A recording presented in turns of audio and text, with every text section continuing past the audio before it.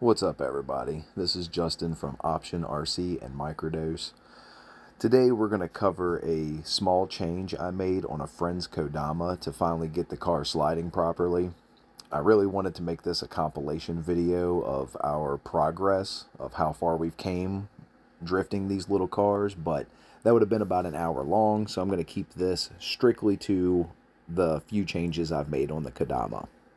First off, this is a really good chassis, whether anybody wants to admit it or not. What I have found, though, is it can be quite difficult to tune, with the awkward weight balance of the car being predominantly at the rear, and just overall the car's pretty heavy. So what I have found is you need some pretty stiff suspension, which I'll cover here very shortly. The key was increasing preload on the rear springs. Seems like a very simple fix, but I promise you, it was the difference maker specifically with this car. As of now, the rear suspension is nearly maxed out with adjustment, but it's the right amount of pressure needed for the right amount of grip in this car. The first minute of footage will be this car with its old setup from about a week and a half ago. The only change since then is the spring pressure added and tire compound, but I can't stress enough how much more the spring pressure affected the setup than swapping tires. You'll have to look closely, but the Kodama is the dark blue four-door leading the pack off by itself. At the time, the car is so fast it is difficult to chase even with scrubbing angle. You'll actually hear us mention it in this first clip. That Dodge product. Not point. An assisted boost.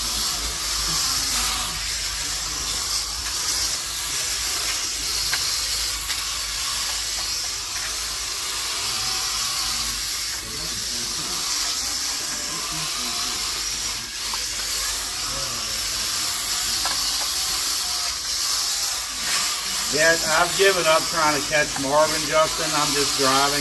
Yeah, I feel you. I feel you. I can't catch him. No matter how much angle I pull. Look out. Yeah, pull out of it. Yeah, it don't matter.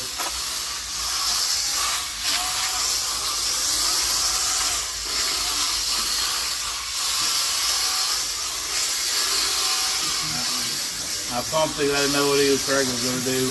Good. Yeah, 8 and wide.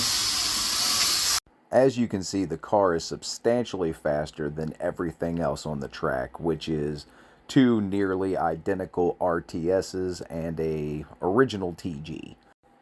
Granted, the footage you're about to see versus what you just watched is two different drivers. I can assure you the car was much more difficult to drive before making simple spring preload adjustments.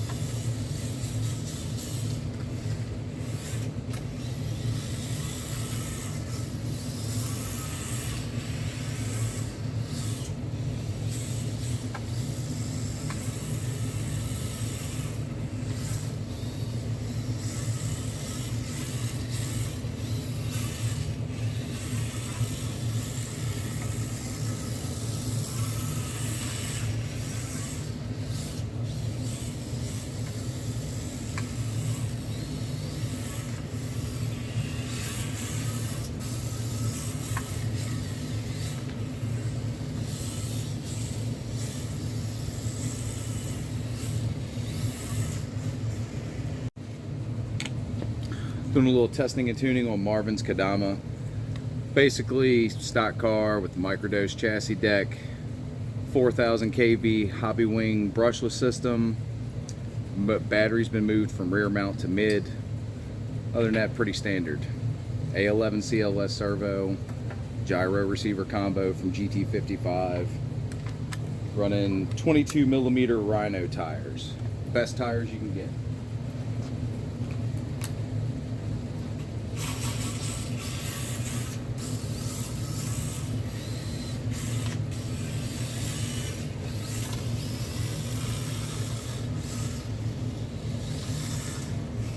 Immediately hit the barrier, messed up the body.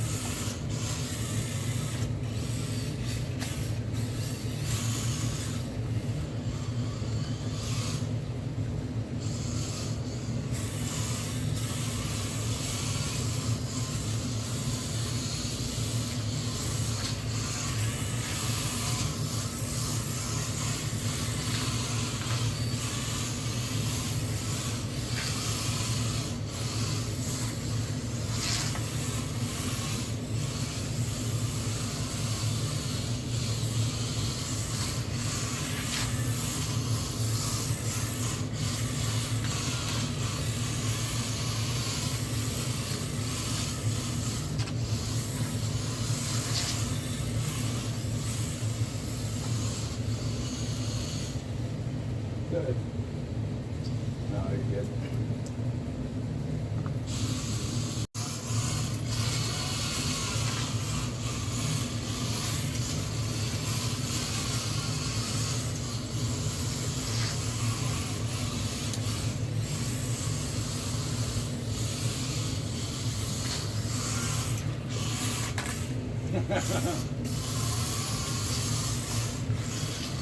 Body good? Oh, nice.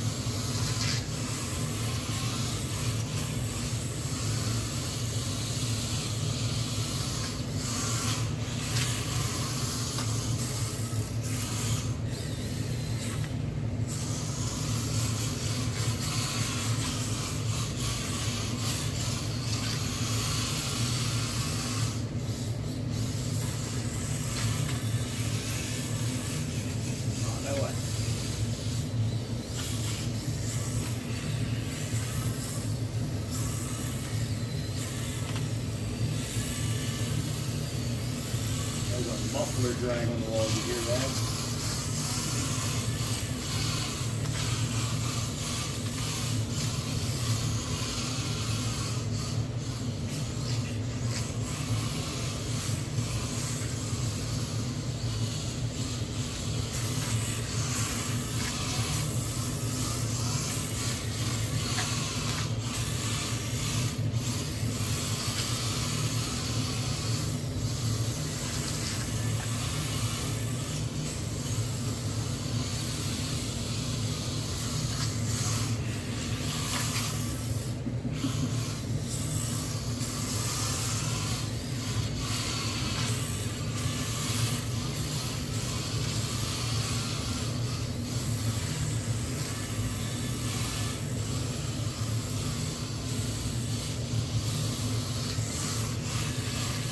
Did it again. Damn it. I'm just not used to that big body, man. I could totally get used to it, but I'm not interested. I'm looking forward to the Mustang body and the GT6 to be done.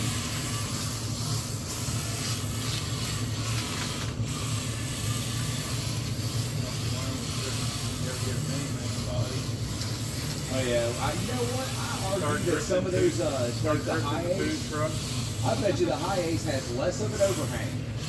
I'm almost willing to bet money on that. Front for sure. Definitely the front, 100% the front. Rear, I bet you it would be right in the same ballpark, maybe a tad shorter. And getting old, Yeah, older you go, probably the more overhang you're gonna be dealing with. I know.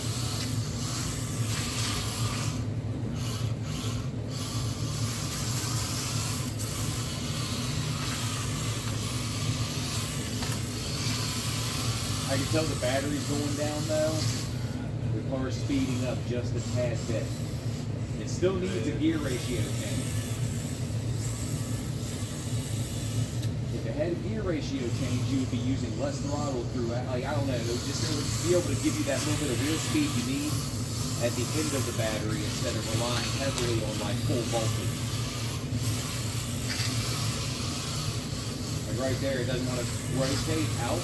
It doesn't want to pick up angle as much. It wants to now pick up speed and accelerate.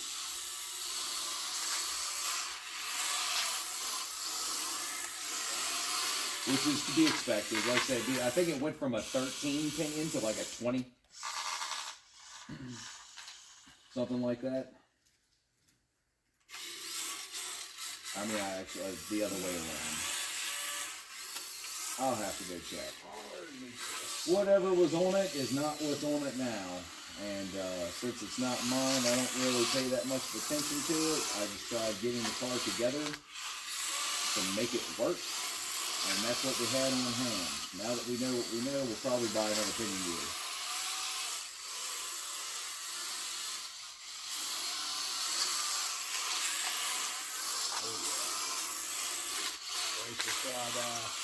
Exactly. That style porn points.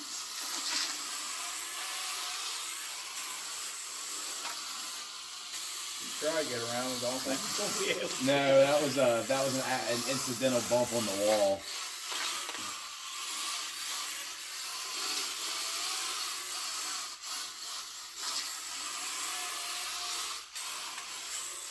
Poor old angle.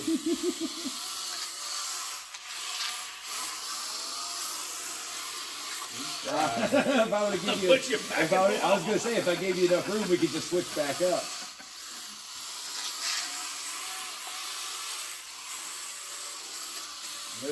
You catch the wall.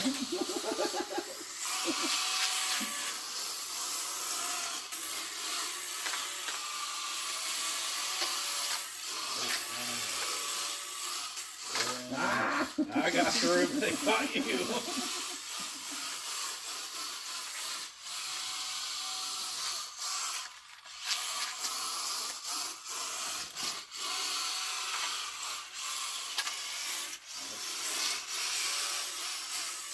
Damn it. If I leave you out there, you hit it every time. Damn you in this four-door body, Marvin.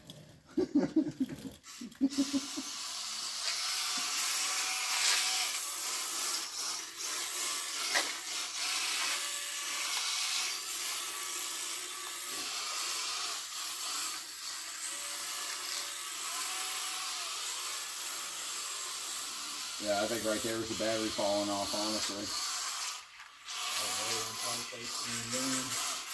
Yeah, the other one's on charge right now. Kodama does good though.